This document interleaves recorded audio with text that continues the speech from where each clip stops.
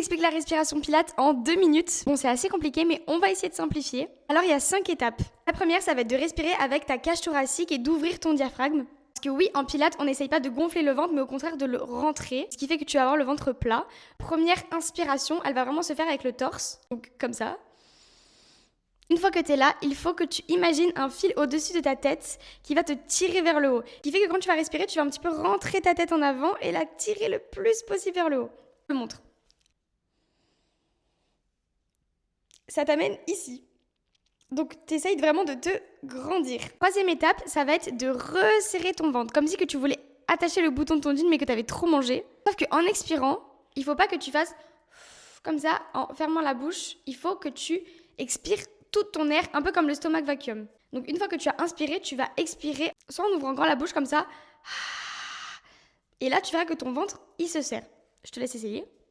Ou alors, tu vides vraiment tout ton air. Attends, je te montre de profil.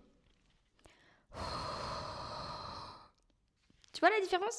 Désolée, je vous souffle dans le micro, c'est pas très agréable.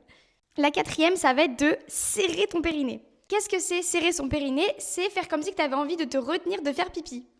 Du coup, tu vas contracter ton périnée. Et la dernière étape, en pilates, il faut toujours avoir le bassin neutre. Il est droit. Je vous conseille de faire cet exercice allongé. Et en fait, tu vas placer tes mains sur ton bassin. Et en fait, quand tu vas respirer avec la cage thoracique, tu verras que ton dos, il se creuse un peu. Et en fait, il faut que tu aies un petit creux dans le dos où tu puisses passer ta main. Donc ça va être quand tu vas faire l'exercice. Tu vas inspirer. Et quand tu vas expirer, ton ventre rentre, ton périnée se resserre, tes fesses un petit peu aussi. Et là, tu reviens en bassin neutre. Au début et à la fin de chaque exercice, il faut que ton bassin soit neutre. Mais pendant l'exercice, du coup, il va forcément bouger. Alors j'espère que c'est assez clair. Je vous avoue qu'au début c'est compliqué. Je vous conseille de le faire sans faire d'exercice, vraiment chez vous, allongé par terre.